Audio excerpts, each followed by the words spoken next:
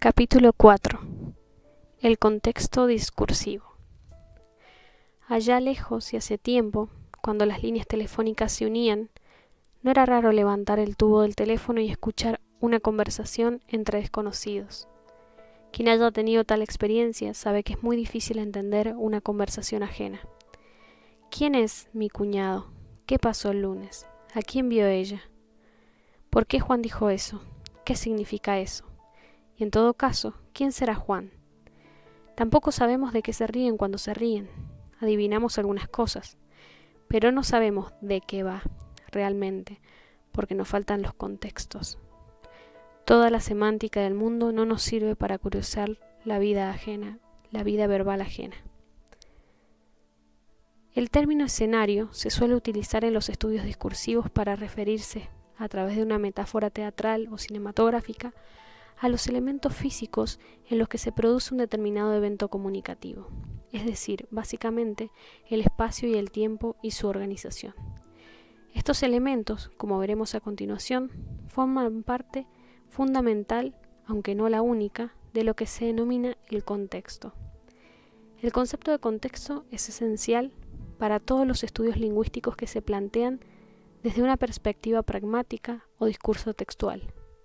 Precisamente, el aspecto que con más claridad define este tipo de estudio y al mismo tiempo lo distingue de los que se realizan desde el punto de vista estrictamente gramatical, consiste en que aquellos incorporan los datos contextuales en la descripción lingüística. En efecto, como hemos visto en el capítulo 1, el análisis del discurso se puede definir como el estudio del uso lingüístico contextualizado. Por consiguiente, resulta del todo imprescindible recorrer las diferentes acepciones del término contexto, ya que sólo de este modo nos podremos acercar a una comprensión cabal de lo que implica analizar el discurso. 4.1. Algunas aproximaciones al concepto de contexto. Contexto, del latín contextus, masculino, entorno lingüístico del cual depende el sentido y el valor de una palabra, frase o fragmentos considerados. Por extensión, es un entorno físico o de situación, político, histórico, cultural o de cualquier otra índole, en el cual se considera un hecho. Otra de las acepciones es orden de composición o tejido de un discurso, narración, etc. En el seno de la filología, el término contexto se ha utilizado desde antiguo en sentido de la primera acepción que recoge el diccionario de la RAE, es decir, como el entorno lingüístico del cual depende el sentido y el valor de una palabra, frase o fragmentos considerados. Efectivamente, dada la naturaleza intrínsecamente ambigua del significado de las palabras, frases o expresiones, cuando se presentan de forma aislada. Es fundamental retener este primer significado del término que nos ocupa, ya que uno de los principios básicos del análisis del discurso consiste en proclamar que el valor o el sentido de cualquier secuencia discursiva depende en gran parte del texto anterior y el posterior, de lo que hay antes y de lo que viene después del fragmento en cuestión. Así, un enunciado como el siguiente: B está ocupado. Solo cobra su sentido concreto y específico si consideramos su entorno lingüístico, sentido que será bien diferente si se ha producido en 1 o en 2. En 1, vengo a hablar con el señor director. Está ocupado. En 2, voy al baño. Está ocupado. Un segundo sentido de este término coincide bastante con la segunda acepción que proporciona la RAE. Entorno físico o de situación, político, histórico, cultural o de cualquier otra índole, en el cual se considera un hecho, en realidad, la suficiente para añadir el adjetivo lingüístico al final de la definición para que ésta fuera completa. 4.1.1. El contexto desde la antropología. Este segundo sentido del concepto de contexto ha sido propuesto y elaborado principalmente desde la antropología. Malinowski, por ejemplo, entendía el lenguaje como el prototipo de simbolismo, uno de los componentes fundamentales de la cultura de los pueblos. Para ese antropólogo, lingüista, el lenguaje es una actividad humana privilegiada que asegura la transmisión cultural, que permite el control intelectual, emotivo y pragmático del destino de las personas, así como la creación artística y lúdica de los grupos humanos.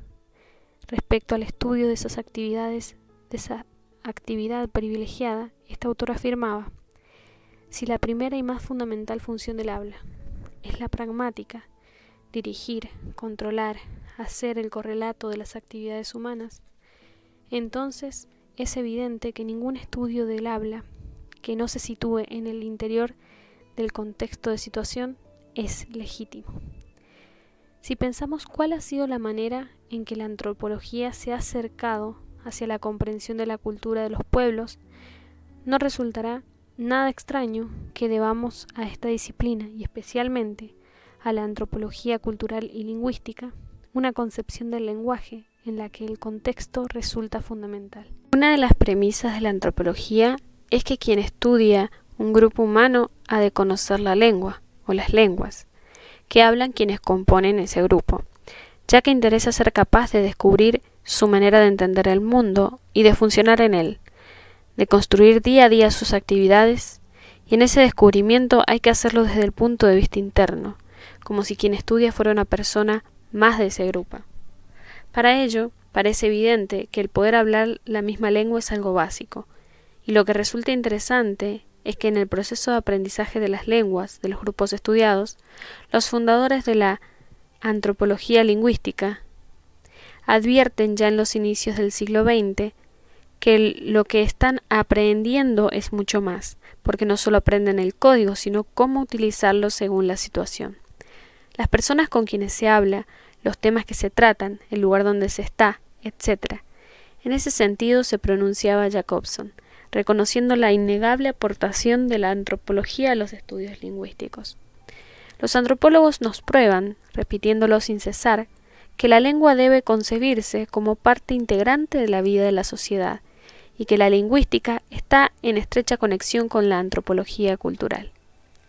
Será la etnografía de la comunicación propuesta, como ya vimos en el capítulo 1, se figura durante los años 60 y 70 y que hereda los planteamientos de autores como lo hemos ido citando en este capítulo, la que intentará plantear de una forma sistemática el papel que ocupa el contexto en la construcción de nuevas actividades comunicativas. En efecto, entre los 8 elementos que Hymes presenta como los componentes básicos de cualquier evento comunicativo, encontramos la situación. Este componente, el primero de la lista, llamado modelo speaking, se refiere a dos tipos de elementos. Por una parte, al emplazamiento, a la localización física, espacial y temporal, al dónde y al cuándo se produce un determinado evento comunicativo.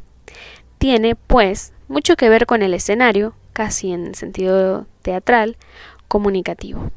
Por otra parte, este componente se refiere también a la escena psicosocial, es decir, a la imagen de evento que de forma prototípica las personas que pertenecen a un determinado grupo social, grupo cultural, asocian a un lugar y a un tiempo determinados. Duranti, etnógrafo de la comunicación, que ha desarrollado y puesto al día las propuestas iniciales, lo plantea de esta manera. Si bien, tanto los actores como quienes observan, tienen que asumir la existencia de algunas dimensiones físicas de un evento, tendría que quedar claro que, puesto que tenemos que representarlas a través del lenguaje natural y usando maneras convencionales de definir el tiempo y el espacio, lo más probable es que acabemos encontrándonos con descripciones condicionadas culturalmente. Lo que es afternoon para la cultura puede ser evening para la otra. Lo que se puede describir como la puerta delantera por alguien de una sociedad puede describirse como la puerta trasera por alguien de otra sociedad. Por último, incluso en el interior de la misma comunidad podríamos encontrar diferencias, según si, por ejemplo, tomamos como punto de referencia el conocimiento de una persona común o el conocimiento de una persona experta. Obsérvese lo apropiado del primer ejemplo que propone Duranty. Hemos optado por dejar en el original inglés las palabras afternoon y evening, porque precisamente la traducción fuera del contexto resulta difícil. Ambas pueden traducirse al español, según los casos, por tarde, pero la segunda comparte con night la posible traducción noche, aunque también podría traducirse por atardecer o anochecer. Por otra parte, seguro que quien lee estas páginas sabe que tampoco existe unanimidad en determinar el periodo del día que el término tarde abarca en español. Por ejemplo, cuando alguien dice podemos vernos a media tarde, en algunos lugares de habla española eso puede decir hacia las 5 y otros hacia las 7, dependiendo de qué hora se come o almuerza o a qué hora se cena o se come, entre otras cosas. Por lo que respecta a la localización, se plantea la conveniencia de distinguir entre fronteras externas y fronteras internas, tanto temporales como espaciales. Tomemos por ejemplo la sala de un juzgado. Las fronteras espaciales externas están formadas por las paredes, el suelo, el techo de la sala en cuestión, incluidas las puertas y ventanas que pueda haber. Las fronteras internas que pueden ser más o menos evidentes por la existencia o no de muebles u otros elementos. Marcarán los espacios reservados a la acusación, a la defensa, al jurado, si lo hay, a quien transcribe lo que se dice, a quien preside la calidad de juez, a los testigos, al público, si lo hay, etc. Lo que resulta interesante de esta visión del espacio es que las fronteras internas delimitan espacios simbólicos, es decir, culturales, que están en relación con el uso de la palabra. Indica quién y cuándo tiene el derecho y el deber de hablar, o de escribir o leer, y de qué modo o en qué sentido se supone que ha de hacerlo. Ahora le toca el turno a la acusación, ahora se interroga a los testigos, ahora habla quien actúa como portavoz del jurado y lee su veredicto, etc. Algo semejante ocurre con las fronteras temporales. Si seguimos con el mismo ejemplo, podremos observar que las fronteras externas serán en el caso de un juicio las que marcan su inicio y su final, que normalmente se reconozcan porque quien está calificado para ello, quien actúa como juez, pronuncia unas palabras que funcionan como una fórmula, como un acto de habla realizativo, indicando que se abre o se cierra la sesión en cada caso respectivamente. Ahora bien, a lo largo del tiempo más o menos previsto que dura el juicio, se van sucediendo unos episodios o secuencias, cuyas fronteras internas están marcadas de nuevo, de forma más o menos evidente, por el uso de ciertos elementos verbales y no verbales que de forma convencional indican, comunican, expresan el paso de una parte a otra.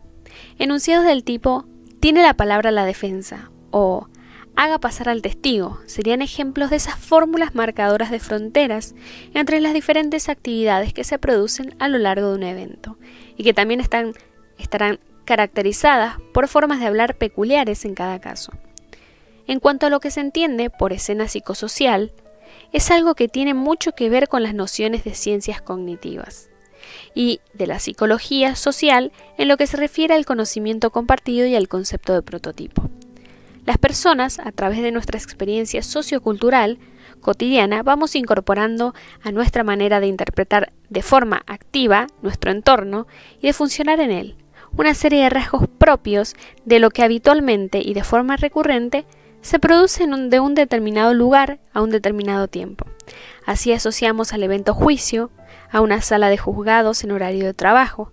Eso no quiere decir que no se pueda realizar en esta localización otro tipo de evento, por ejemplo, una fiesta, una reunión clandestina. Lo que quiere decir es que si no hay otros datos que lo pongan en duda, lo que esperamos, de forma prototípica, que esté sucediendo en este local y a esas horas es un juicio. Este planteamiento de la etnografía no hay que entenderlo de una manera estática, crítica, al menos en sus indicios, se lo pudo hacer, ya que deja espacio a la variación tanto entre culturas como dentro de una misma cultura.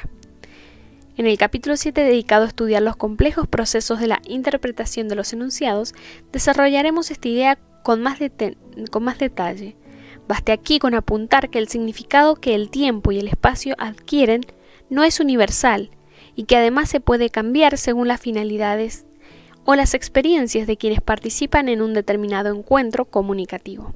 Lo que sin embargo parece evidente es que en muchas ocasiones ese espacio o ese tiempo psicosocialmente creados o activados orientan, guían y por ello restringen la producción y la interpretación de los enunciados, es decir, aquello que se considera apropiado o adecuado decir y la manera como lo dicho tendría que ser interpretado. Resulta fundamental retener la idea de que la noción de contexto se refiere en este sentido a un concepto sociocultural, a la manera en que las personas que forman parte de un grupo o subgrupo determinado dotan de significado los parámetros físicos, el lugar y el tiempo de una situación y a lo que allí sucede en un momento dado. El contexto es un fenómeno socialmente constituido, interactivamente mantenido y limitado en el tiempo. 4.1.2 El contexto desde la lingüística. Las corrientes dominantes en el pensamiento lingüístico del siglo XX, el estructuralismo más formal y el generativismo, se han caracterizado por excluir de forma explícita todos los factores contextuales en sus análisis, declarando que para el estudio del núcleo gramatical y esos factores no hacen más que distorsionar al producir infinitos matices en las formas y el sentido lingüístico. Sin embargo, siempre ha habido individualidades o escuelas que han planteado la necesidad de incorporar esos elementos en el análisis si lo que se pretende es entender lo que las personas hacemos cuando usamos una lengua. Un claro ejemplo lo tenemos en la lingüística ya citado anteriormente, Roman Jakobson.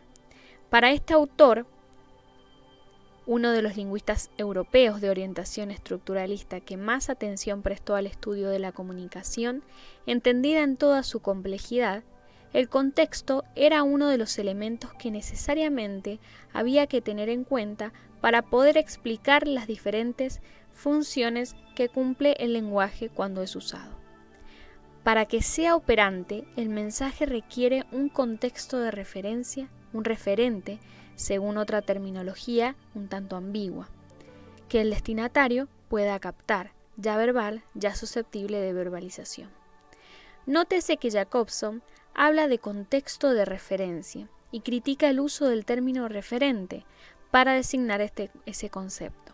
Sin embargo, ese término es el que curiosamente se ha extendido en la divulgación un tanto esquemática de su interesante trabajo sobre las relaciones entre lingüística y poética y sobre las funciones del lenguaje. Los trabajos de Malinowski no solo dejaron huella en la antropología, el ámbito de la lingüística, también ha recibido la influencia de su concepción del lenguaje y de las lenguas, especialmente por la importancia central que otorgó al contexto de la situación. En efecto, sus ideas sobre este tema fueron revisadas y ampliadas por el lingüista británico Firth, quien serviría de puente entre el antropólogo y Halliday, máximo representante de la corriente del estudio lingüístico conocida como lingüística sistémica y funcional. El lenguaje es una manera de tratar con la gente y con las cosas, una manera de actuar y de hacer que los otros actúen. Firth señaló la necesidad de llegar a establecer una tipología de las funciones del lenguaje y de los contextos de situación en que las lenguas son usadas y en las que palabras y enunciados adquieren sus significados precisos. Esta tarea, según él, puede resultar difícil, pero no es imposible si se apela al conocimiento sociocultural compartido que poseen las personas. Para este autor, el contexto de la situación atiende a los participantes sus acciones comunicativas, verbales y no verbales, aquellas características del entorno físico que resulten relevantes para el evento y los efectos que produce la acción verbal. Firth abogó por el estudio de la conversación, entendida como un ritual social, ya que es ahí donde encontraremos la clave para una mayor comprensión de lo que el lenguaje es y de cómo funciona, debido principalmente a que es en la conversación donde puede apreciarse el valor del contexto para alcanzar esa comprensión. Estas ideas permiten el desarrollo de la noción de registro por parte de lingüistas como Halliday y Hassan, para analizar las variedades lingüístico-textuales derivadas de la relación que establece quien habla o escribe respecto a la situación en que se encuentra. Por último, en este repaso somero y selectivo a la atención que desde la lingüística se ha prestado al contexto, no podemos dejar de referirnos al hispanista Cosseriu. Este autor plantea la importancia en los entornos, en la comprensión de los enunciados. En todo momento, lo que efectivamente se dice es menos de lo que se expresa y se entiende. Mas, ¿cómo es posible que lo hablado signifique y que se entienda más allá de la lengua? Tal posibilidad está dada por las actividades expresivas complementarias y sobre todo por las circunstancias de hablar, o sea, por los entornos. Los entornos intervienen necesariamente en todo hablar, pues no hay discurso que no ocurra en una circunstancia que no tenga un fondo. Los entornos orientan todo discurso y le dan sentido y hasta pueden determinar el nivel de verdad de los enunciados. Cosseriu clasificó los entornos en 4 tipos: situación, región, contexto y universo del discurso. El primer tipo, la situación, se refiere a los aspectos espacios-temporales que permiten el uso y la interpretación de los elementos deícticos de persona, de lugar y de tiempo. El segundo, la región, se refiere a lo que hoy podríamos denominar como ámbito sociolingüístico, que permite asignar el significado concreto entre los posibles a una palabra. Cosseriu distinguía 3 clases de regiones: la zona, el ámbito y el ambiente. Para el tercer tipo de entorno, el contexto, Cosseriu distingue 3 subtipos: el idiomático, el verbal y el extraverbal. Finalmente, el cuarto tipo, el universo del discurso, tiene que ver con el sistema universal de significaciones al que pertenece un discurso o enunciado, y que determina su validez y su sentido. La literatura, la mitología, las ciencias, la matemática, el universo empírico, en cuanto temas o mundos de referencia del hablar. 4.2. El contexto en la pragmática y en el análisis del discurso. En los últimos años, la idea de que una secuencia lingüística, una oración, puede ser completamente analizada sin tener en cuenta el contexto, ha sido seriamente puesta en duda. Si el gramático de la oración desea hacer afirmaciones sobre la aceptabilidad de una oración al determinar si las secuencias producidas por su gramática son oraciones correctas de la lengua, está recurriendo implícitamente a consideraciones contextuales. Después de todo, ¿qué hacemos cuando nos preguntan si una determinada secuencia es aceptable? ¿No nos ponemos inmediatamente del modo más natural a imaginar algunas circunstancias, es decir, un contexto, en donde la oración podría ser empleada de modo aceptable? Como señalábamos al principio de este capítulo, el contexto se constituye como un concepto crucial y definitorio del ámbito de la pragmática y del análisis del discurso, ya que su consideración en la descripción y el análisis de los usos lingüísticos marcará la línea divisoria entre los estudios discursivos y los pluralmente gramaticales. Dado este carácter central, la definición y la delimitación del concepto de contexto ocupa siempre un lugar específico y destacado en los tratados de estas disciplinas. Una primera aproximación al concepto de contexto desde el análisis del discurso ha consistido en dividirlo en 4 niveles o tipos: el contexto espaciotemporal, el contexto situacional o interactivo, el contexto sociocultural y el contexto cognitivo. Este planteamiento puede resultar útil para determinados fines didácticos, por ejemplo, ya que cada nivel o tipo pone el énfasis en algún factor sin duda crucial del contexto. Sin embargo, como esperamos mostrar en el resto de este capítulo, puede llevar a solapamientos innecesarios o incluso a errores, ya que separa aspectos que son excesivamente interdependientes. Por ejemplo, tanto los elementos espaciotemporales como los situacionales son interpretados a la luz de los datos socioculturales, datos que a su vez son integrados en la mente de las personas a través de procesos cognitivos que se activan para cada situación. Levinson, atendiendo a la complejidad del concepto, plantea la cuestión del modo siguiente. ¿A qué podemos llamar entonces contexto? En primer lugar, debemos distinguir entre las situaciones reales de enunciación en toda multiplicidad de rasgos y la selección que solamente aquellos rasgos que son culturalmente y lingüísticamente pertinentes en cuanto a la producción e interpretación de enunciados. Sin embargo, podemos establecer de antemano cuáles son los rasgos. Lyons se atreve a enumerar los siguientes. Además de los principios universales de la lógica y del uso de la lengua, del lenguaje, conocimiento del papel y de la posición, donde el papel abarca el papel en el evento discursivo como hablante o como destinatario, y el papel social y la posición abarca nociones de nivel social relativo. Conocimiento de la situación espacial y temporal, conocimiento del nivel de formalidad, conocimiento del medio, aproximadamente el código o estilo apropiado en un canal, como la distinción entre variedades escrita o hablada de una lengua, conocimiento del contenido adecuado, conocimiento del campo adecuado o dominio que determina el registro de una lengua. Hodges señala que el ámbito del contexto no es fácil de definir. Debe considerarse el mundo social y psicológico en el que actúa el usuario del lenguaje en cualquier momento dado.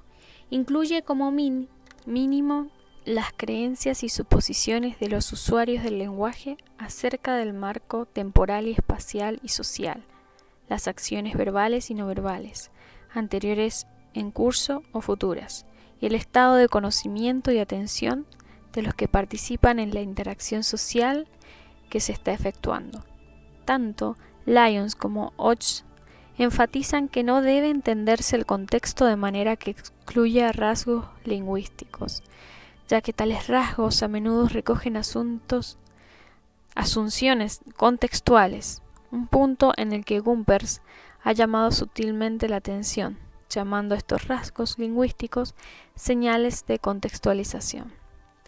En este mismo sentido, Brown y Jules recogen las aportaciones realizadas desde la lingüística funcional y desde la antropología lingüística y plantean que el contexto está formado por todo el conocimiento etnográfico necesario para interpretar los enunciados y para crear expectativas. Elementos como el tema, el marco, el canal, el código, la forma del mensaje, el tipo de evento, las características de los participantes serán los que intervienen en la producción y en la interpretación de los enunciados y son los factores que quienes analizan una pieza discursiva tendrán que tomar en consideración para dar cuenta de la forma cabal de lo que las palabras significan. Estos autores señalan la importancia que tienen los factores contextuales que hemos señalado en el uso e interpretación de esas piezas específicas que son los deícticos. A todos estos factores, Brown y Jules añaden, siguiendo a Halliday, el cotexto o entorno textual, es decir, los enunciados que rodean a aquello que se está considerando para el análisis, ya que el significado concreto que adquieren las palabras y los enunciados y los discursos depende en gran medida de lo que se ha dicho antes y de lo que viene después. Otros autores, como Manguineo o Quebrato-Orecchioni, mantendrán esta concepción como algo básico para el análisis del discurso, tomando como ingredientes fundamentales del contexto extralingüístico los participantes, el marco espaciotemporal o emplazamiento entendiendo tanto en el sentido físico como en el social o institucional las finalidades y el contexto. Un factor de gran importancia que, como veremos más adelante, es decisivo a la hora de interpretar los enunciados tiene que ver con lo que podríamos llamar el contexto intertextual, es decir, el conocimiento que las personas tienen de ese río de textos producidos a lo largo de la historia que nos permiten reconocer aquellas maneras de hablar y de escribir apropiadas a cada situación.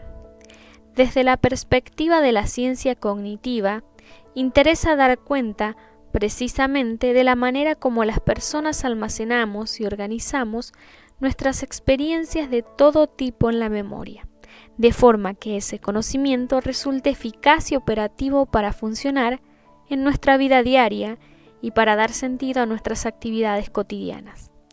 El papel que desempeñan los factores contextuales es fundamental, ya que son esos factores los que permiten el almacenamiento organizado de la experiencia y del mismo modo los que facilitan posteriormente la activación del conocimiento pertinente así acumulado para interpretar de forma adecuada las situaciones nuevas, asociándolas a experiencias previas similares. Los términos utilizados en el ámbito de la ciencia cognitiva para designar esta organización que se produce en nuestra mente de los datos de la experiencia han sido variados. Los más extendidos son los del marco o entramado, FRAM, schemata, guión, script, plan. Marco y esquema, a menudo utilizados como sinónimos, se refieren al conocimiento de los parámetros prototípicos de una situación, ir al restaurante, asistir a una conferencia, reunirse en una asamblea de trabajadoras, etc. Una vez activado ese esquema o marco, se crean unas expectativas de actividades en forma de guión, que nos indican cómo actuar y cómo esperar que actúen los demás. Además, si entendemos que la comunicación es una acción encaminada hacia una meta, teniendo en cuenta el marco y el guión, se pone en funcionamiento un plan determinado para seguir esa meta. Ese funcionamiento no hay que entenderlo de forma mecánica, ya que al introducirse en la interacción es necesario ir negociando y tal vez modificando los diferentes parámetros a medida que se desarrolla el proceso de expresión y de interpretación. Veamos un ejemplo. Si reconocemos un determinado espacio como un consultorio médico por la colocación de las mesas, las sillas, el armario, el instrumental clínico, etc., y el tiempo como el típico para la atención sanitaria, si reconocemos por su ubicación en el espacio y por su indumentaria a los personajes médico, enfermero, paciente, todo ello se configura como ese entramado o marco que nos permite prever o esperar unas determinadas secuencias habituales de acontecimientos, un guión del tipo intercambio de saludos, secuencia de preguntas por parte del médico y de respuesta por parte del paciente sobre el motivo de la consulta, diagnóstico y recomendaciones, despedida. Lógicamente, pueden producirse también otras actividades, una exploración física, comentarios laterales, etc.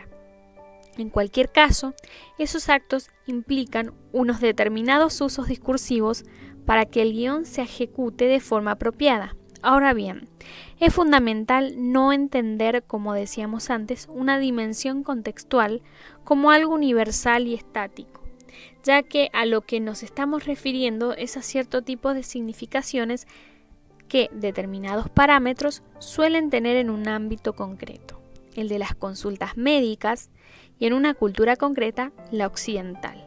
Además, hay que tener en cuenta que esas significaciones, los parámetros mismos, pueden también variar dependiendo de múltiples factores que en cada caso habrá que tener en cuenta, como por ejemplo el tipo de persona, el tipo de consulta, pública o privada, en el dispensario o en el domicilio de la persona enferma, las características personales de los participantes y su conocimiento mutuo, el tipo de enfermedad, los planes de diferentes actores, etc. Como decíamos antes, uno de los fenómenos en los que confiamos, que nos orienta en la creación y comprensión del contexto, es la intertextualidad, de Bakhtin, Voloshinov, Bograd y Dressler. En efecto, las personas vivimos inmersas en una corriente de textos que se han producido a lo largo de la historia, que se van repitiendo en situaciones de comunicación semejantes y que vamos interiorizando de forma que podamos activarlas con facilidad, cuando sea necesario, como señala Ramspot, refiriéndose a la narración. El carácter convencional de las superestructuras narrativas hace que la mayoría de los hablantes sea capaz de determinar no solo el contenido de un texto, sino también el tipo que constituye. Así, un supuesto básico es que las reglas de un discurso narrativo formen parte de la capacidad lingüística y comunicativa del hablante. A veces, la seguridad de que se comparte ese conocimiento esquemático y el guión correspondiente se utiliza para romper las expectativas y crear un efecto sorpresa de gran eficacia comunicativa, como se puede apreciar en el siguiente texto. Montería. Por un coto de Sierra Morena iban con el rifle al hombro altos financieros, capitanes de empresa, políticos del sistema, magnates salchicheros y algunos aristócratas seguidos por una jauría de perros. Un tropel de secretarios transportaba a la munición. A todos les humeaba el belfo en una fría madrugada, pero los cazadores llevaban bajo las verdes casacas el estómago reparado con un desayuno de migas con chocolate. A esa hora los jabalíes aún dormían y los venados ya estaban llorando. Mientras las alimañas soñaban en la madriguera, guardas con escarpela en el sombrero guiaban a los tiradores de élite hasta sus puestos de combate. Pronto comenzó la montería. A la salida del sol olían a sangre algunos matorrales, y por los barrancos del coto sonaban disparos de varios ecos, se oían alaridos de toda índole, incluso humanos, dentro del recio perfume de la pólvora. Los cazadores se habían establecido, según intereses o pandillas, detrás de los parapetos y a la orden del día consistía en abatir cualquier cosa que se moviera, desde un consejero delgado hasta un simple conejo. No se detuvo la carnicería durante toda la jornada. Los ojeadores seguían levantando grandes piezas a media mañana y por las miras telescópicas podían verse las lágrimas de los ciervos y la espuma seca en las fauces de otras fieras.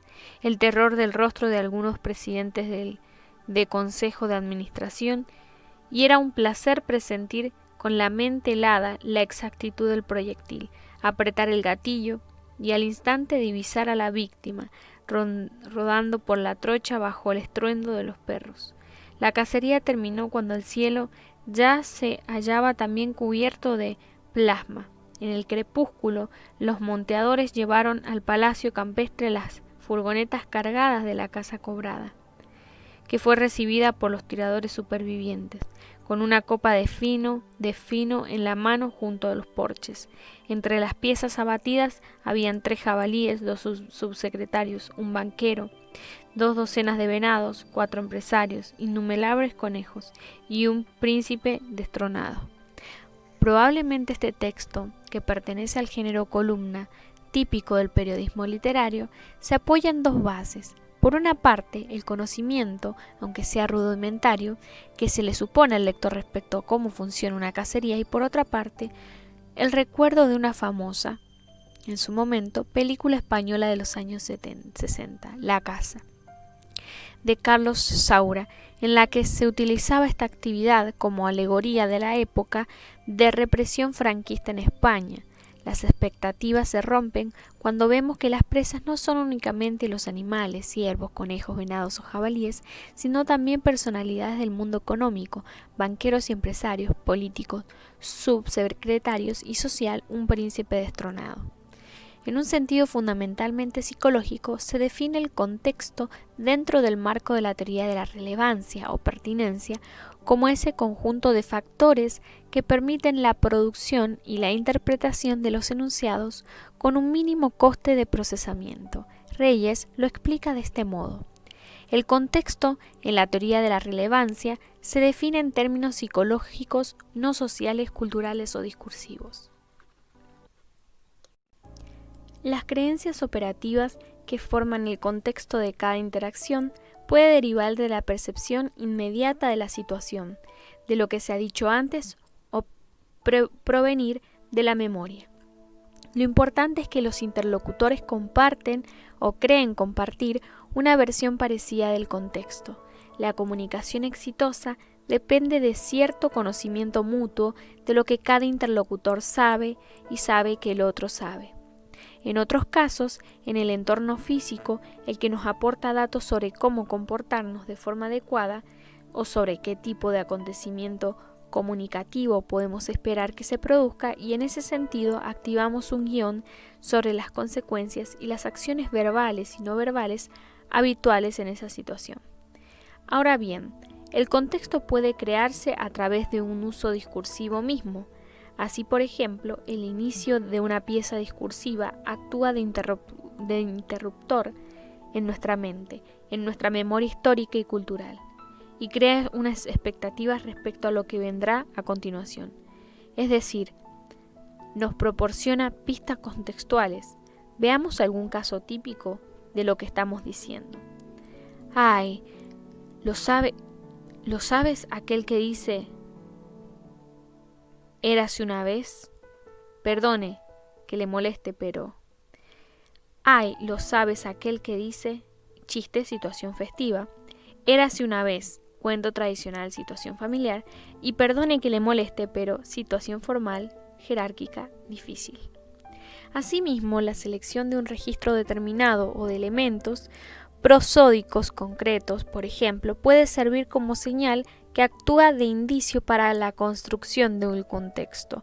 La teoría de la relevancia se ha preocupado especialmente de los procesos de interpretación. Por eso nos referiremos a esta propuesta con más detalle en el capítulo 7.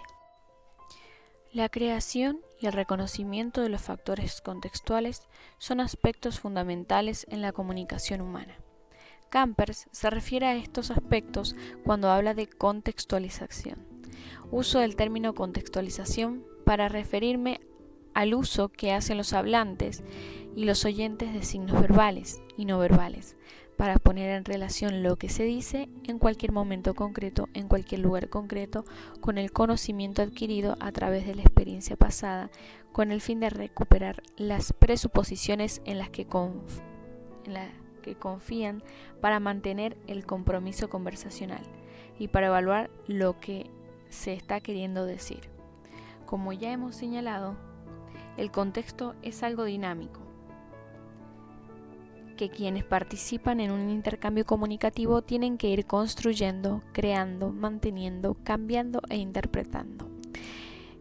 En ese proceso pueden concurrir, guiando y orientando ciertos elementos como el de el entorno físico, culturalmente interpretado, y ciertas normas o tendencias de comportamiento colectivo, interiorizadas cognitivamente en forma de marcos o guiones.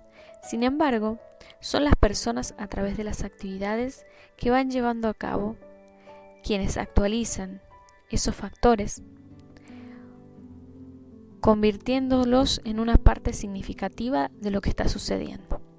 En este sentido, como ya ha mostrado la etnometodología y la etnografía, los usos lingüísticos, lo que acompaña vocalizaciones, elementos cinésicos y elementos proxémicos, son los instrumentos privilegiados que tenemos los seres humanos para construir el contexto en el que se inscriben nuestras actuaciones. Es decir, el contexto es algo que se construye discursivamente a través de lo que Campers denomina indicios contextualizadores, entendidos como constelaciones de rasgos superficiales de la forma del mensaje a través de los cuales las hablantes señalan y los oyentes interpretan de qué tipo de actividad se trata, cómo debe entenderse el contenido semántico y de qué manera cada oración se relaciona con la que precede y con la que le sigue. Todas las lenguas naturales poseen múltiples elementos que utilizamos con estos fines. Un determinado tono de voz, un ritmo especialmente acelerado o lento, una determinada selección léxica, la elección de un tipo de construcción sintáctica, de un registro o de un estilo, o el cambio de una lengua a otra. La selección de una variante fonética, así como una mirada, una vocalización o un contacto físico, contribuyen a la creación de un contexto específico. Veamos el siguiente ejemplo en el que se puede apreciar cómo se negocian y se transforman algunos de los parámetros del contexto a partir de un cierto conocimiento compartido. Se trata de un examen oral oficial de español como lengua extranjera. En el aula hay dos profesoras, profesora 1 y profesora 2, encargadas de examinar, y entra a examinarse una muchacha, estudiante. Las profesoras no conocen previamente a la estudiante, ni ésta conoce a las profesoras. El examen se hace el mismo día en muchos lugares. Las preguntas son las mismas en todas partes y existe la norma estricta de que cada vez realizada la pregunta del examen, las profesoras no pueden ayudar de ninguna forma a quien se examina. ¿De dónde eres? Bueno, ¿originariamente o ahora? No. Soy inglesa, pero ¿eres inglesa? Sí. ¿Cuánto tiempo llevas aquí? 5 años. Uy, 5 años ya. Que soy casada con un chico español y aquí tengo mi vida. Ah, ¿vives en Barcelona? No, en la Escala, en la provincia de Gerona. Qué bien, sí. ¿Has tardado mucho en venir? En llegar, vamos. ¿Hoy? Sí. Hemos salido a las 10. Pero tú querías esta hora, la última hora, mejor que la primera. Sí, porque la semana pasada me tuve que salir a las 5:30 porque no sabía dónde venía ni nada. ¿Y has estudiado español? No lo he aprendido. Bueno, he estudiado un poco ahora estos años, pero en general lo que he aprendido lo he aprendido así, hablando. Risas. ¿Estás nerviosa? Sí. Mujer, tranquila, mujer, no pasa nada. Risa. Mira, tú sabes que hay dos partes en el examen. Una primera parte son situaciones corrientes, entonces te vamos a leer estas situaciones y tú te las vas a imaginar. Sí, que en ese momento estás en ese lugar y qué es lo que le dirás en esa situación. Sí. Te vamos a dar un ejemplo. En el hotel en que estás te llaman por teléfono para informarte de que tu taxi ya está esperando, pero tú estás todavía preparada. ¿Qué dices? Tú no estás todavía preparada. ¿Qué dices? ¿Y qué propones? Bueno, ¿lo contesto ahora? Sí. Pero, ¿qué tengo que hacer? ¿Como una conversación seguido o solo...? Vamos a imaginar que ella es la secretaria del hotel, o la recepcionista, o la telefonista, y te llama por teléfono. Y te digo, el taxi está preparado. Bueno, ¿podría usted decirle, por favor, que espere unos minutos, que me da tiempo de acabar las maletas? ¿Vale? Es lo que queremos nosotros, que más o menos pues mantengamos un pequeño diálogo. Mejor dicho, hablas tú, no nosotros. Que les digo de usted o de tú, lo que tú prefieras. Como te sientas mejor. Silencio. Te enteras de que una amiga tuya ha conseguido por fin el puesto de trabajo que tanto deseaba. Tú la llamas por teléfono. ¿Qué le dices y qué le preguntas? Le diría: hola, enhorabuena, me ha alegrado mucho de saber que has conseguido el trabajo. Qué contenta debes estar cuando empiezas y con quién vas a trabajar. En esta transcripción se pueden observar claramente 3 secuencias a saber. 1. Romper el hielo. De la línea 1 a la 30, las profesoras tratan de romper el hielo y tranquilizan a la examinada. Para ello le hacen una serie de preguntas de carácter personal, comentan sus respuestas de énfasis, mostrando admiración. En definitiva, despliegan estrategias de cortesía positiva, mostrando comprensión y solidaridad, tratando de crear una atmósfera para que la joven se pueda sentir relativamente cómoda. 2. El precalentamiento.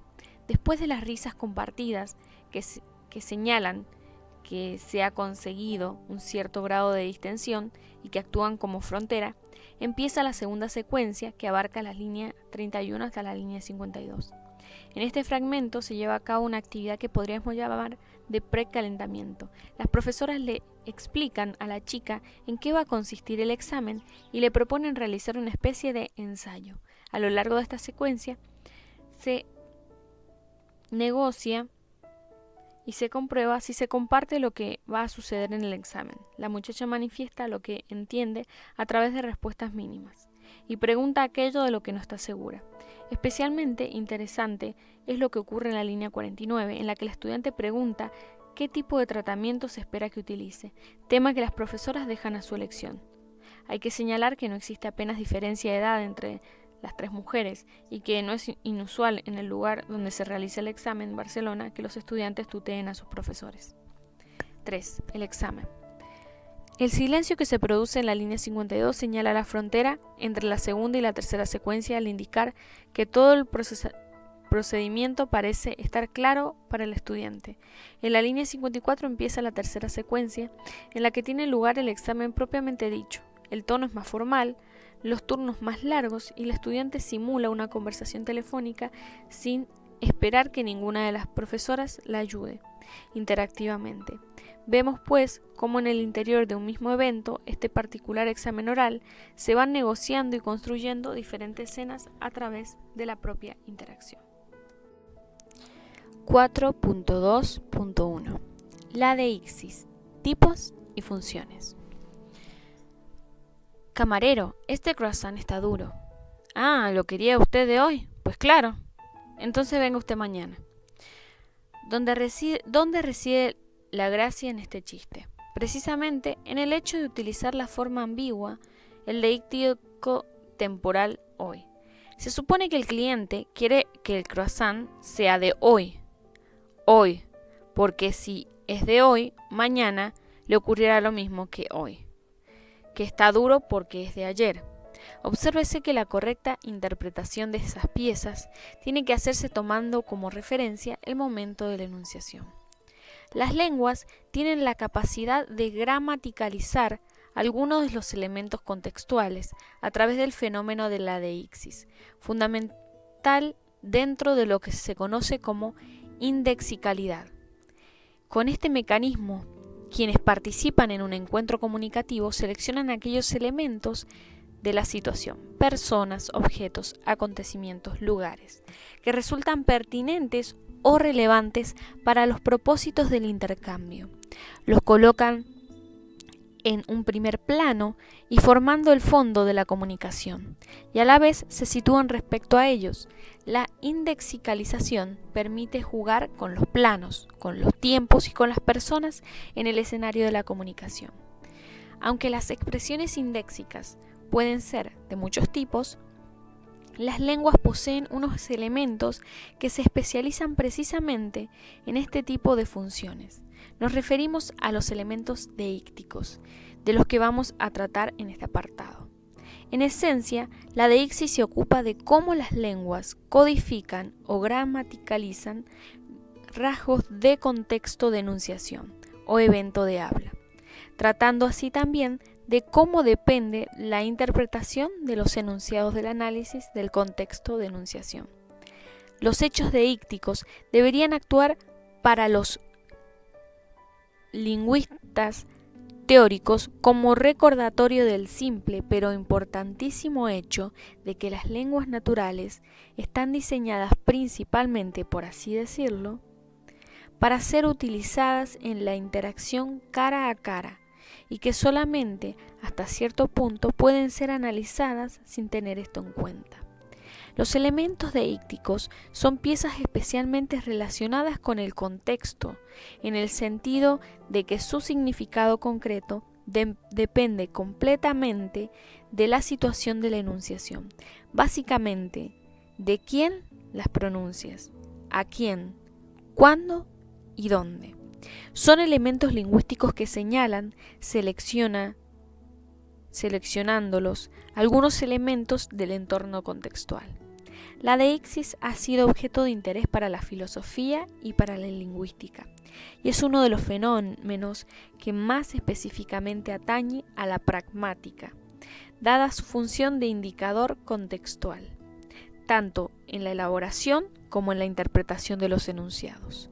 Los deícticos, llamados conmutadores por Jacobson, son elementos que conectan la lengua con la enunciación y se encuentran en categorías diversas: demostrativos, posesivos, pronombres personales, verbos, adverbios, que no adquieren sentido pleno más que en el contexto en que se emiten, así como los elementos léxicos no adquieren sentido pleno más que en su uso contextualizado. En los deícticos, este carácter se ve acentuado al máximo. Por eso, Jespersen y Jacobson les confieren un estatus especial sobre la indexicalización en general y sobre la deixis en particular. Se puede consultar, entre otros, los trabajos de Buller, Lyons, Fillmore, Levinson y Hanks. Para la deixis en español, véanse los estudios de Cifuentes y Vicente. La deixis señala y crea el terreno común, físico, sociocultural, cognitivo y textual. Los elementos deícticos organizan el tiempo y el espacio. Sitúan a los participantes y a los propios elementos textuales del discurso. De acuerdo con esto, 5 son los tipos de deixis, según a cuál de estos aspectos se refiera: deixis personal, espacial, temporal, social y textual.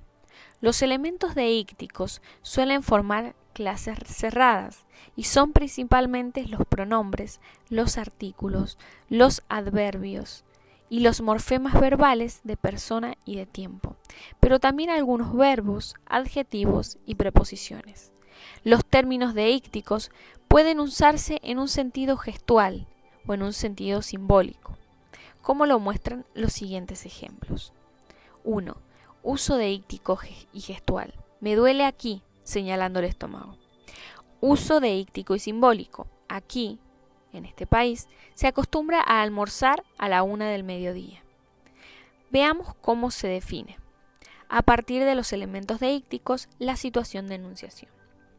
Aquí tenemos un cuadro donde la deixis, por ejemplo, de persona, yo o mío, nosotras, nuestro, en el contexto o el marco de enunciación, tú, usted, vos, tuyo o suyo, nosotras, vosotros, vosotras, ustedes, usted, vuestro, suyo, y el mundo exterior es ella, él, ellos, ellas, suyo.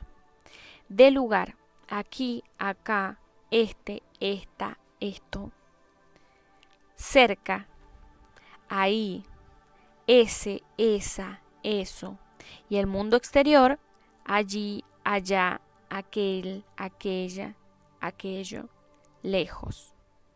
De tiempo, ahora, en el contexto de marco de enunciación, y en el mundo exterior, entonces, antes, después.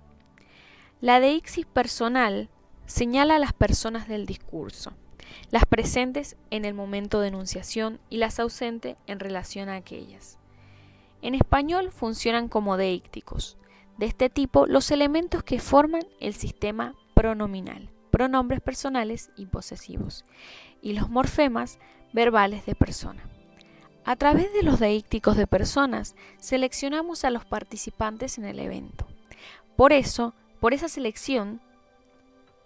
esa selección es flexible y puede cambiar.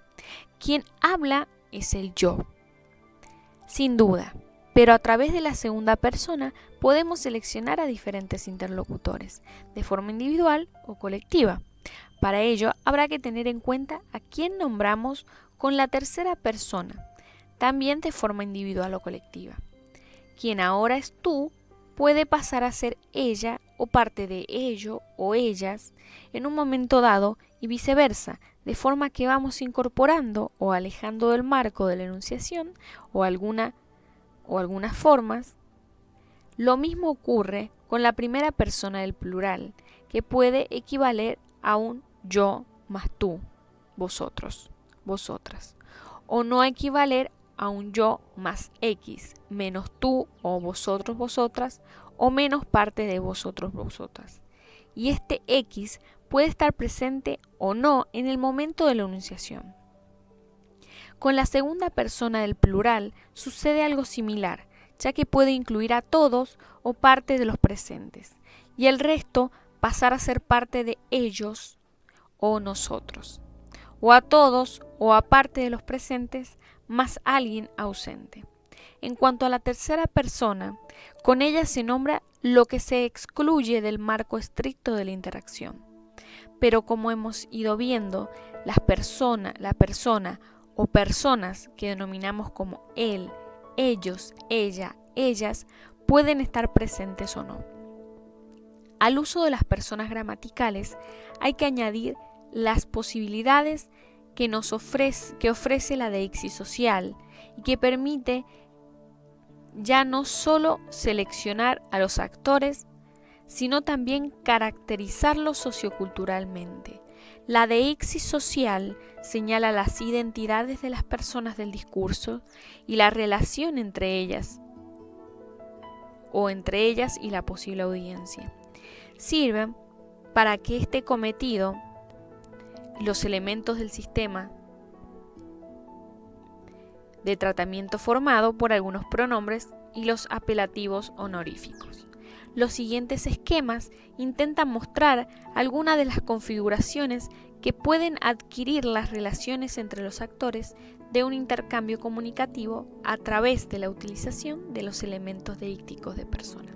En la primera imagen se encuentra una persona que es el yo y al resto de las personas es el vosotros. Después tenemos otra imagen donde hay un grupo de ellas. En el grupo de nosotros está incluido el yo y el grupo de vosotros, que también está exterior. Después, en el grupo, en el contexto de marco de enunciación, tenemos un yo y un tú, que podemos ser nosotras, y después un mundo exterior donde pueden ser ellas. Después está otro cuadro donde en el contexto marco de enunciación está el yo dentro de nosotros y ellos están fuera en el mundo exterior y es más, no están presentes en la enunciación, en el momento de enunciación. Y después podemos encontrar yo y un tú,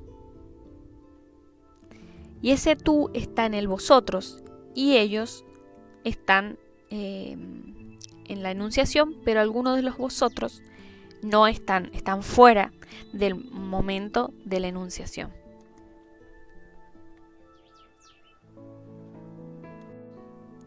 Otra forma de esquematizar las relaciones entre los interlocutores nos las proporciona Quebrato-Riccioni. Aquí hay un cuadro donde presenta las personas. Por un lado tenés los participantes en la relación de alocución y los excluidos de esta relación, es decir, los del mundo exterior. En los participantes de la relación de alocución están los interlocutores. El locutor siempre va a ser en primera persona, plural y singular, yo y nosotros o nosotras, y el alocatario, alocutario o alocutarios van a ser las segundas personas en singular y plural. Vosotros, usted, vos, usted, ustedes. En el nosotros o nosotras dos pueden estar pueden ser excluidos también. Ustedes y nosotros también excluidos de esa relación. Sigamos. Deixis espacial. Con la deixis espacial se organiza el lugar en el que se desarrolla el evento comunicativo. Para ello se selecciona del entorno físico aquello que interesa destacar y se sitúa en el fondo o fuera del escenario aquello que no interesa o solo de forma subsidiaria, es decir, se construye el proscenio y los decorados del fondo del escenario. La deixis espacial señala los elementos del lugar en relación con el espacio que crea el yo como sujeto de la enunciación. Cumplen esta función los adverbios o perífrasis adverbiales de lugar, aquí o acá, ahí, allí o allá, cerca, lejos, arriba, abajo, delante, detrás, a la derecha, a la izquierda, etc. Los demostrativos, este, esta, ese, esa, aquel, aquella. Algunas locuciones prepositivas, delante de, detrás de, cerca de, lejos de, así como algunos verbos de movimiento, ir, venir, acercarse, alejarse, subir, bajar. Como veíamos con la deixis de persona, también podemos jugar con el espacio y mover los elementos según nuestros propósitos. Así que el aquí, acá, esta o este puede señalar algo que está en mi persona o algo que está cerca de nosotros. Puede ser aquí en mi pierna o aquí en el planeta Tierra. Igual sucede con el ahí, ese, esa, allí o allá, aquel, aquella, ya que su sentido siempre tendrá que interpretarse de forma local, en relación con lo que hemos designado como aquí y seguramente teniendo en cuenta otros factores del contexto, por ejemplo, elementos no verbales, gestos, miradas, posturas, movimientos, etc. Como hemos visto en el capítulo 2, la deixis espacial tiene además una función muy importante, si se quiere, de tipo metafórico, para marcar el territorio, el espacio público y el privado, y como consecuencia para señalar la imagen y la distancia de las relaciones sociales, como lo demuestran expresiones del tipo pasarse la raya, meter la pata, ponerse en su sitio, no pase usted de ahí, póngase en mi lugar, no te metas donde no te llaman, etc. Acá tenemos la figura 3. En la figura 3 tenemos aquel, primero el yo, este, acá, mío. El tú, usted, vos. Ese, ahí, tuyo, dentro de un mismo círculo. Fuera de ese círculo, allá en la sala. Aquel, ella, aquel, allá. Y eso es suyo.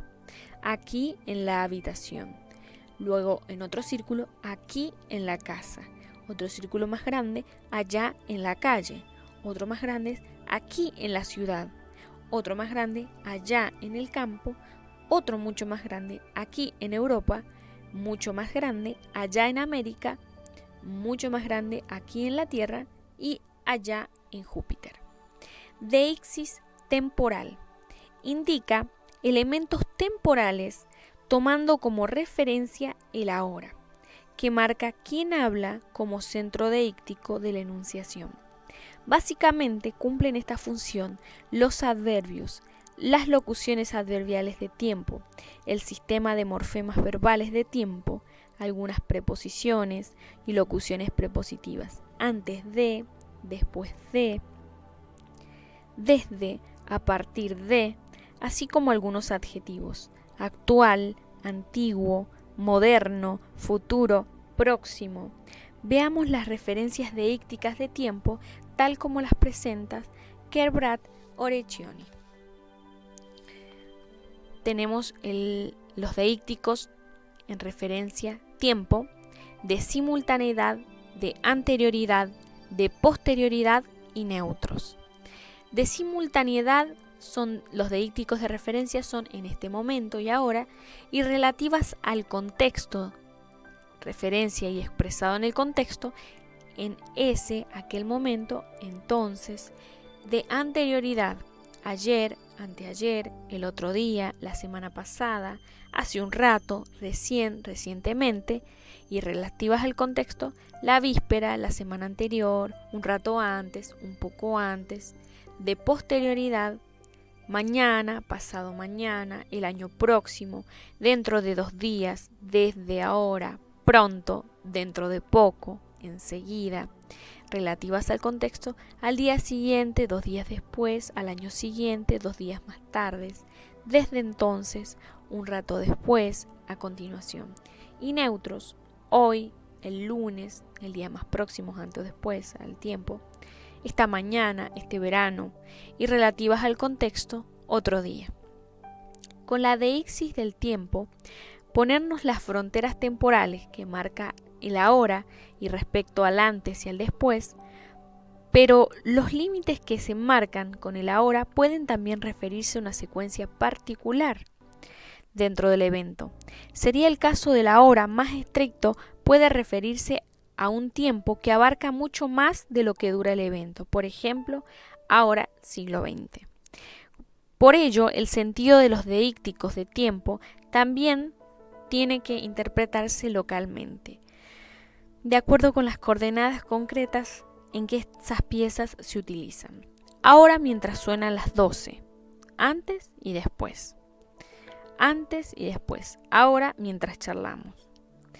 El antes y el después, ahora en verano. El antes y el después, ahora a los 50. El antes y el después, ahora en el siglo XX.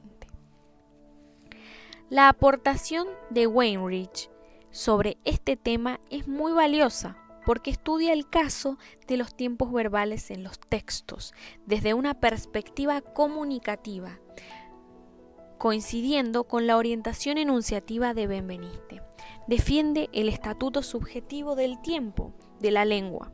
Efectivamente, para empezar, distingue claramente el tiempo lingüístico del tiempo físico, cuarta dimensión, lineal, irreversible, unidireccional, y del tiempo cronológico, relativo a los acontecimientos percibido, pensado en bidireccionalidad, hacia el pasado, en el futuro, base del calendario establecido convencionalmente. El tiempo lingüístico, aunque presupone el tiempo cronológico, no coincide con este. Presenta la particularidad de tener al hablante como centro deíctico, que éste implante así su perspectiva como medio del sistema deíctico de tiempo. No se trata en la teoría sistemática de la expresión del tiempo, la cual puede en nuestras lenguas corresponder a un nombre sustantivo o a otras categorías gramaticales, sino de una implicación y de una subsiguiente explicación, de orden estrictamente formal. El verbo implica el tiempo en su forma misma y no en la virtud de su sustancia semántica, y al implicarlo, lo explica por un desfile de casos temporales, cosa que no es capaz el sustantivo ni ninguna otra parte de la oración. El verbo se presenta como un sistema de representaciones temporales que son otras tantas conceptibilidades de la mente, que la mente se da del tiempo que por experiencia percibe.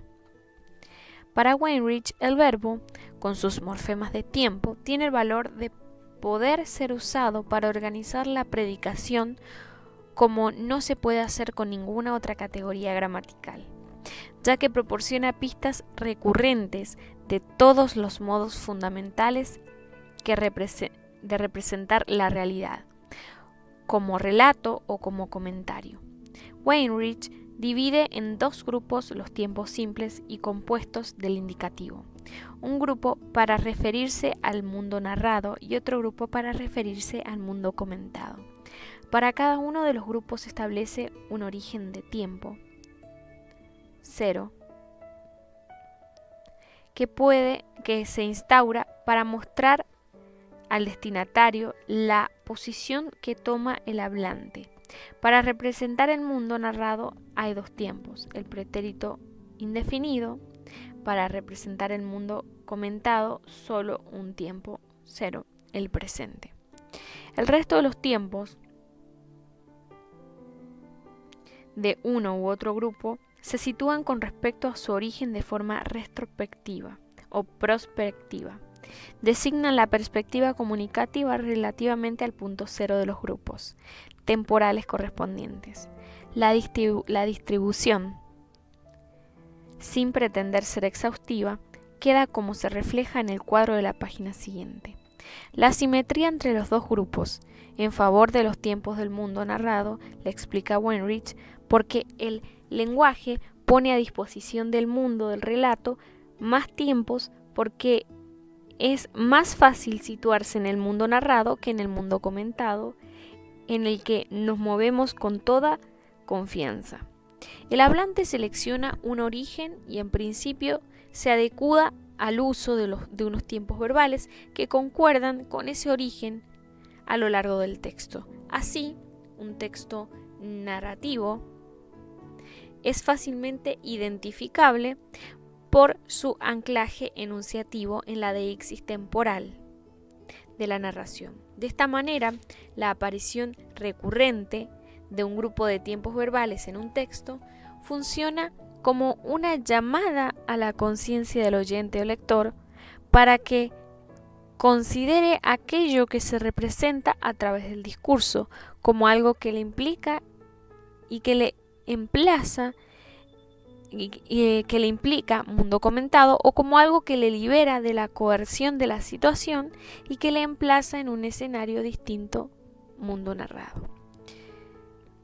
El gráfico al que se refería anteriormente, tenemos el grupo temporal 1 y el grupo temporal 2. El grupo temporal 1 tiene el mundo comentado y el grupo temporal 2 tiene el mundo narrado. El mundo comentado habrá cantado, cantará, va a cantar. Canta es el tiempo cero, ha cantado, acaba de cantar, está cantando. En cambio, el grupo temporal, el mundo narrado, habría cantado, cantaría, iba a cantar. Cantaba es el tiempo cero, cantó es tiempo cero, había cantado, hubo cantado, acababa de cantar y estaba cantando. La combinación de adverbios y otros organizadores textuales con el sistema de los tiempos verbales es de crucial importancia en la creación de la coherencia textual. Frente al presente del mundo comentado, hay una pareja en el mundo narrado. La existencia de esta pareja la interpreta Weinreich como un indicio del que debe estar en relación con el narrar. El imperfecto, efectivamente, se encuentra en el principio de la narración, en la exposición que introduce al receptor al mundo narrado. El indefinido se encuentra sobre todo en el núcleo imperfecto, introduce las circunstancias más secundarias. Algunos organizadores como de repente, de pronto, adquieren que se acerca una complicación y suele asociarse también al indefinido. Otros como después, enseguida, parecen indicar la sucesión de los acontecimientos, así como entonces se asocia a la resolución. De hecho, los tiempos verbales, más allá de su valor deíctico estricto en relación con el momento de la enunciación, tienen un valor simbólico y estructurador de los diferentes tipos de discurso, como señala Ransbot en el fragmento que acabamos de citar. La narración es el espacio de los juegos de los tiempos del pasado. En la explicación tiende a dominar el presente, así como en la descripción, aunque este último caso depende de cuál sea el entorno en el que se sitúa una descripción. Por ejemplo, si aparece como parte de una narración, el imperfecto es el tiempo típico. Para la argumentación, parece que el condicional y el futuro son los tiempos más apropiados. Esto no significa, sin embargo, que los textos muestren siempre homogeneidad en los tiempos verbales, porque la alternancia de tiempos y su ocurrencia en contextos no esperados les confiere funciones nuevas. Esas funciones que algunos autores han llamado secundarias, dislocadas o metafóricas y que permiten a los deícticos tener un papel en la modalización y en la expresión de matiz. El hecho de que se encuentren cambios de un grupo a otro en el recurso de un mismo texto permite estudiar la función fundamental que estos cumplen. Weinreich justifica la aparición de tiempos no concordantes por la utilización metafórica, es decir, Una vez establecidos los valores comentativos o narrativos de los distintos tiempos de indicativo, si aparecen en un contexto que no les corresponde, adquieren una simplificación metafórica que solo se puede dar en el contexto. La aparición de tiempos del grupo narrativo en el contexto de los tiempos del comentario constituyen metáforas que limitan el efecto o apariencia de validez del discurso comentativo, suavizando su contenido originario con matices de cortesía, modestia, cariño, transposición a un mundo que no es real y en general aportando distancia y relajamiento en la implicación del enunciador. Por el contrario, la aparición de tiempos del grupo del comentario en el contexto de los tiempos de la narración constituyen metáforas que intensifican la apariencia de validez del discurso, aportando matices de tensión, dramatismo o simplemente compromiso. Las dos formas fundamentales de las metáforas temporales podemos colocarlas bajo el concepto de como si. Se comenta como si se narrase, con lo que se limita su validez, o se narra como si se comentase, con lo que se insiste sobre la validez. El lenguaje no solo gusta de perspectivas, sino también de ilusiones de perspectiva. De ahí se derivan, por ejemplo, los valores corteses. Yo venía a ver si me prestaba unas sillas para una cena que tenemos hoy. O el valor de realidad evocada en los juegos de los niños. Yo era el rey y tú el gato con botas. En el mundo del comentario, o bien el presente usado en las narraciones, como puede verse en el siguiente fragmento de la conversación que hemos presentado en el capítulo 2. Y yo cuando bajé a probarme aquella noche que tú te ibas a cenar, pues entonces bajé. Explícaselo. Y luego el domingo tu padre estaba ahí y no dijo nada. Y luego el domingo le digo Virginia y digo que ha dicho la Loli y la Rosa, digo que van a poner, ¿es verdad? Que van a poner un autocar para ir todos como borregos, todos juntos. Risas. Juntos. Y dice tu padre, anda. No. ¿Cómo fue?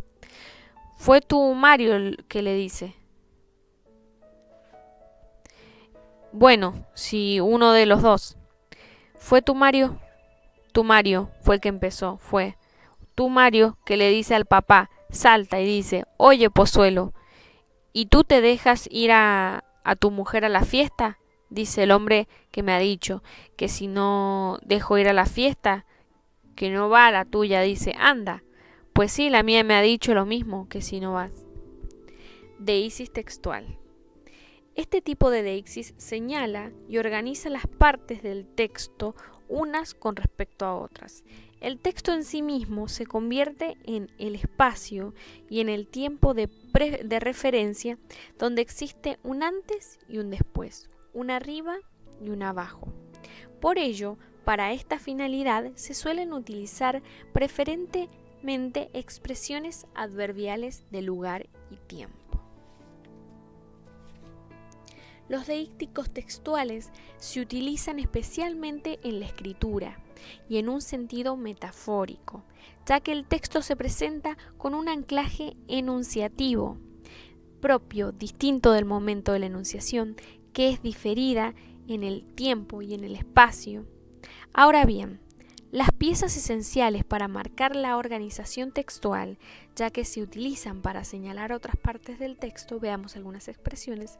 Antes que nada, primero que todo, primero, en primer lugar, por un lado, por otro, por otra parte, por una parte, entonces, luego, antes, hasta el momento, más arriba, hasta aquí, en este momento, aquí, ahora, al mismo tiempo, mientras, a la vez, después, luego, más abajo, seguidamente, más adelante, por último.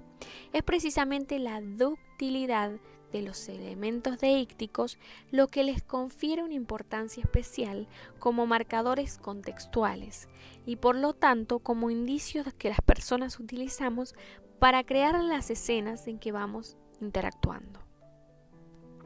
Por su referencia esencialmente difusa, su significado tiene que negociarse entre quienes participan en un encuentro.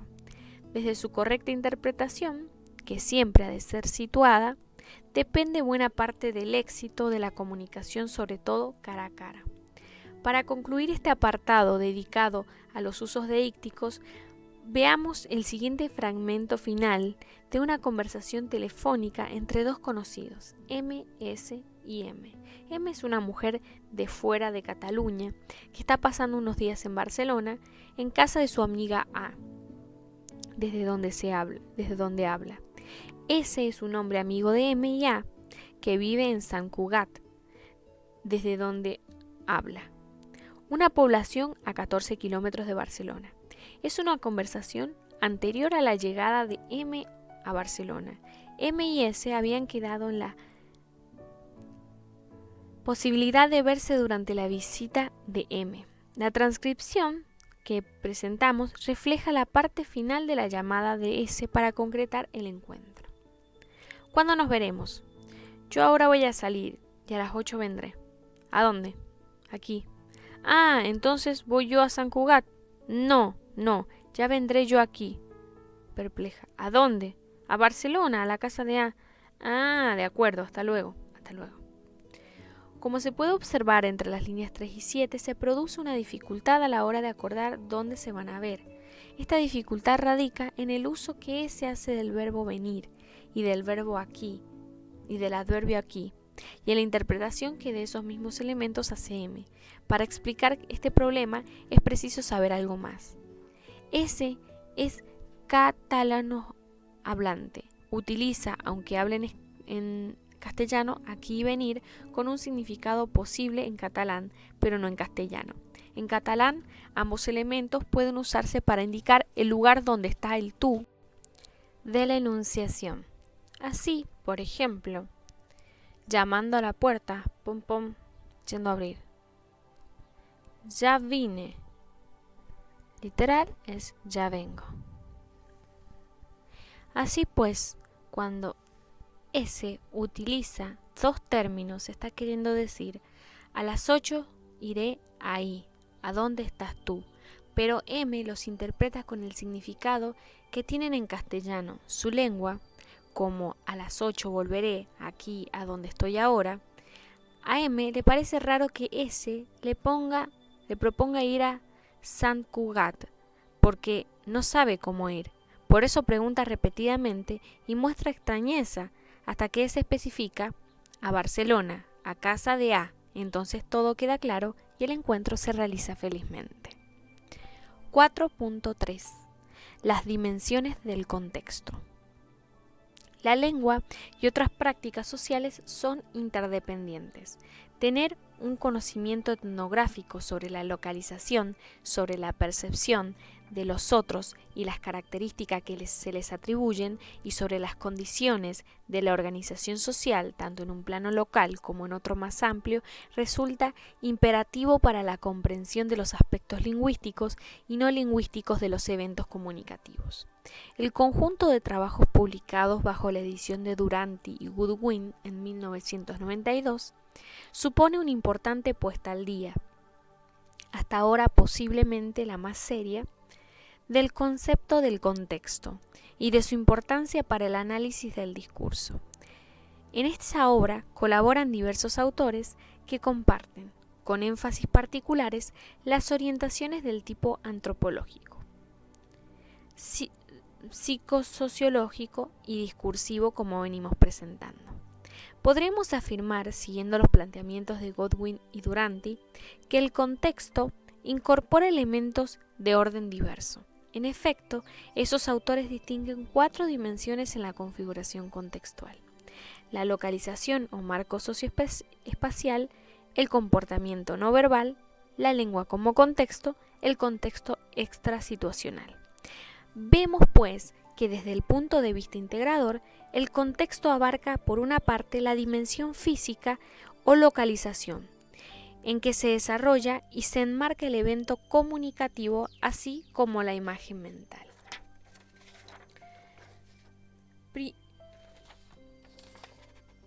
Psicosocial, que de esa localización o entorno se representa quienes participan en el evento y que pueden reconocer a través de la interpretación del conjunto de parámetros temporales y espaciales que se activan fundamentalmente a través de la deixis.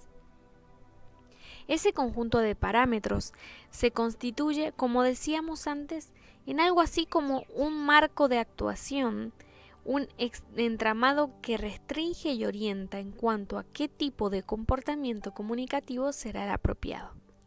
El comportamiento no verbal constituye la segunda de las dimensiones que consideran estos autores.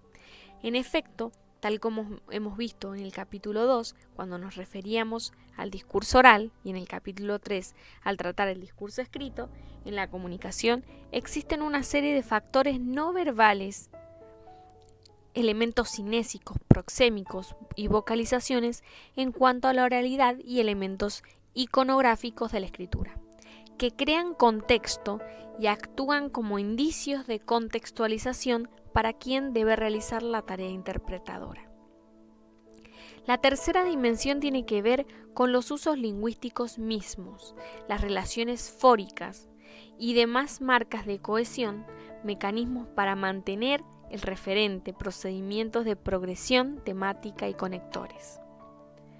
Las secuencias textuales, los géneros discursivos, el registro que se utiliza a través de la selección fonética, léxica y morfosintáctica son formas concretas en que la lengua misma se comporta como creadora del contexto y como guía para la interpretación. Por último, hemos de considerar los factores extrasituacionales, que comprenden básicamente el conocimiento previo de todo tipo que nos permite reconocer dónde estamos y qué puede pasar o qué está pasando. Se trata del conocimiento que nos permite llevar a cabo un cierto número de presuposiciones basadas en lo que consideramos conocimiento compartido entre quienes participan en un evento determinado. Esto incluye, por ejemplo, los guiones, que proveen instrucciones, indicaciones o pautas para la producción e interpretación de los enunciados que son apropiados para cada secuencia de una actividad dada, ya que se supone que un evento está formado por un conjunto de secuencias en la que los enunciados se organizan también a su vez secuencialmente. De cara al trabajo de análisis, resulta crucial decidir qué información contextual vamos a tener en cuenta. En el caso del discurso oral, es esencial decidir de qué manera vamos a incluir en la transcripción esa información y qué incluimos, así como qué y por qué vamos a dejar sin consignar. Todo ello, evidentemente, forma parte del análisis, lo condiciona e incluso puede desvirtuar los resultados, por lo que es necesario extremar los cuidados en ese sentido. Igualmente, en los documentos escritos habrá que decidir qué tipo de información resulta pertinente y necesaria para que el análisis se dé cuenta de la forma más cabal posible de todos los elementos que permiten situar el texto concreto en su contexto de producción y recepción. De todo aquello traeremos más a detalles en el apéndice en el que trata la obtención y el tratamiento de los datos. A continuación, como ejemplo, proponemos la siguiente pieza discursiva que consiste en el inicio de un examen escrito de tipo tradicional en la universidad. La profesora entra en el aula, donde se va a realizar el examen de septiembre, los estudiantes que no han superado la prueba en la primera convocatoria en junio. Es un aula con cabida para unas 100 personas con una distribución clásica. Los estudiantes, 20 en total, agrupados en los asientos de las últimas filas, hablando entre ellos, la profesora los mira, Sonríe, sube a la tarima, deja los papeles y el bolso sobre la mesa, baja de la tarima mientras con los brazos le hace gestos para que se acerquen hacia adelante y empieza a hablar. A ver, por favor, buenos días o buenas tardes. Riendo y extendiendo los brazos. No os pongáis así, risas. Es tiempo que vamos a perder. Colocaos para que podáis trabajar cómodamente de manera individual, como requiere este evento. Pasad hacia adelante y dejad mucho espacio entre unos y otros. Si podéis dejar una fila, mejor. Inmediatamente, los estudiantes avanzan y se distribuyen en silencio. Así estáis bien. Pausa. Sube a la tarima y coge unos papeles. Bueno, bien. Os voy a pasar primero las hojas en blanco. Os quedáis 2. Cada uno seguro que tendréis de sobra. Aprovechad, como siempre, la de las preguntas. Se reparten las hojas. Antes de pasaros la hoja con las preguntas, mientras circulan las hojas en blanco, ya os digo que, lento, las notas que tendréis, las colgaré en mi despacho. Al ladito de la puerta de mi despacho, como no sois muchas personas, no pasa nada y estarán más seguras allí. Las tendréis puestas el lunes 14 y el mismo lunes 14 es el día para revisar los exámenes, los que queráis hacerlos, y yo estaré a vuestra disposición el lunes en el despacho. He puesto entre 11 y 12, pero siempre llego un poquito antes, entre 10 y media y 12, lo que a las 12 sí seguro. Me he de ir porque tengo una cita a las 2 y media y que tengo que cumplir, ¿de acuerdo? Eso el lunes 14. ¿Solo el lunes? ¿Perdona? Que si solo el lunes se puede revisar, que si solo se puede revisar el lunes. Solo el lunes, porque el martes ya se han de cerrar las actas. Solo el lunes. Así está puesto. Si alguien no puede venir y quiere consultar, que me llame por teléfono a esas horas. Tenéis el teléfono de mi despacho de aquí, ¿no? La mayor parte de los estudiantes hacen gesto de negación. ¿No? Pues eso que es que no veníais a clase del curso pasado. Algunos alumnos sonríen y disimulan. 5, 8, 1, 20, 20 con el 93. Delante, si no sale la señorela, aquella que nos afea la conducta telefónica. Coge las hojas del examen, los estudiantes se ponen a hablar. Ahora os paso os paso las hojas con las preguntas y enseguida os comento un poquito. Y ya os ponéis a trabajar, ¿eh? La profesora reparte las hojas del examen, los estudiantes están completamente callados. A partir de esta breve transcripción, se pueden observar cómo las 4 dimensiones que señalan Watkin y Duranty en el trabajo ya citado contribuyen a construir y a comprender el contexto de este particular evento. La localización. En este caso, el tiempo y el espacio han sido decididos previamente por las autoridades académicas, pero aún así es objeto de comentario y negociación.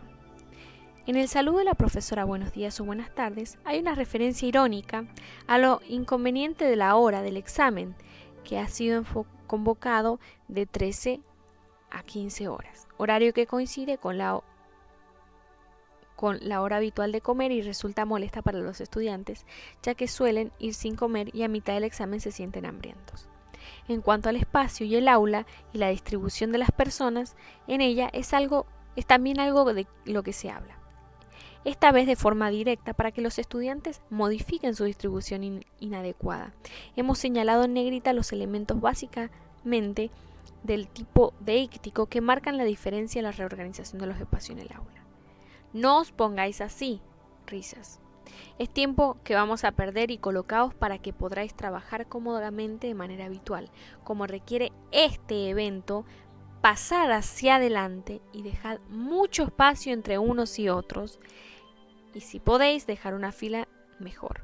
Inmediatamente los alumnos avanzan y se distribuyen en silencio. Así estáis bien. El comportamiento no verbal.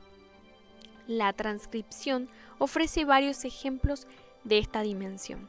Los gestos de la profesora y los estudiantes, las risas, la libertad de movimiento de la profesora, sube y baja de la tarima, se pasea entre los bancos, se acerca o se aleja de los estudiantes, etc. Y no solo los estudiantes, excepto cuando ella les ordena que cambien su distribución. Las pausas, los silencios mientras se realizan algunas acciones típicas de este tipo de eventos, algunas vocalizaciones, de nuevo señalamos con negrita algunos ejemplos. Riendo, extendiendo los brazos, no os pongáis así, risas. Inmediatamente los estudiantes avanzan y se distribuyen en silencio, así estáis bien, pausa. P sube a la tarima y coge unos papeles. Se reparten las hojas en silencio. La mayor parte de los estudiantes hacen gestos de negación. ¿No? Pues eso es que no veníais a clase el curso pasado. Algunos alumnos sonríen o disimulan. P coge las hojas del examen, los estudiantes se ponen a hablar. Ahora os paso las hojas. Son las preguntas. Y enseguida os comento un poquito y os ponéis a trabajar, ¿eh? La profesora reparte las hojas del examen y si los estudiantes están completamente callados. La lengua como contexto.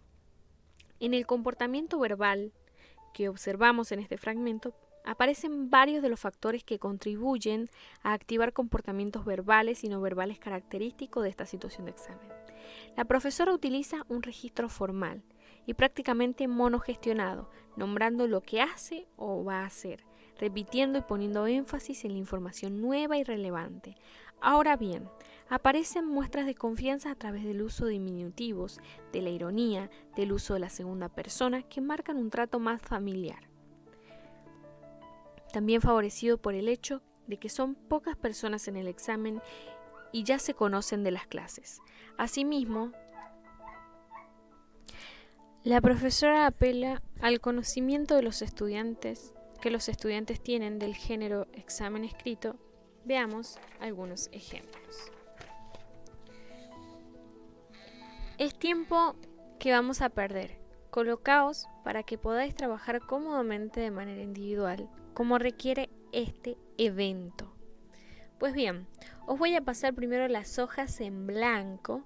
Os quedáis 2 cada uno. Seguro que tendréis de sobra. Aprovechad, como siempre, la de las preguntas. Antes de pasaros la hoja con las preguntas, mientras circulan las hojas en blanco, ya os digo que las notas las tendréis. Las colgaré en mi despacho al ladito de la puerta de mi despacho. Como no sois muchas personas, no pasa nada, ya estarán más seguras allí. Las tendréis puestas el lunes 14 y el mismo lunes 14 es el día para revisar los exámenes de los que queráis hacerlo y yo estaré a vuestra disposición el lunes en el despacho. He puesto este 11 y 14, pero siempre llego un poquito, entre 11 y 14, pero siempre llego un poquito antes, entre 10 y media y 12. Lo que a las 12 sí seguro. Me he de ir porque tengo una cita a las 2 y media que tengo que cumplir, ¿de acuerdo? Eso el lunes 14. El contexto extrasituacional, la risa de los estudiantes en la línea 3, denotan que conoce bien las reglas del juego, es decir, tiene el suficiente conocimiento previo como para reconocer lo inadecuado de su distribución inicial en el espacio del aula.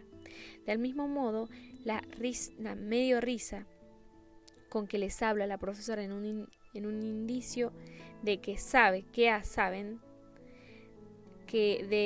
comparten su conocimiento sobre cuál es la colocación adecuada para un examen, nadie muestra extrañeza e inmediatamente los estudiantes se distribuyen desde las primeras filas y dejando suficiente espacio entre ellos.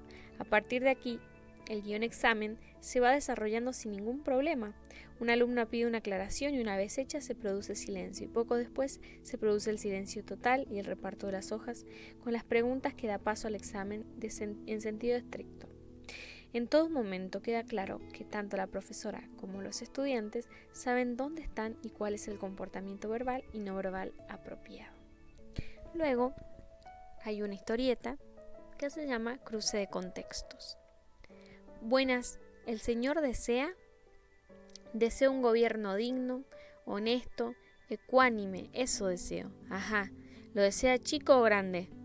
Lo deseo moral y políticamente grande. Dígame, ¿con leche o solo? Jamás solo. Todo buen gobierno está siempre junto a su pueblo. De acuerdo. Caballero, su cortadito. Bueno, ¿qué miran? ¿O me van a decir que ustedes cada día no se beben sorbo a sorbo esta misma farsa?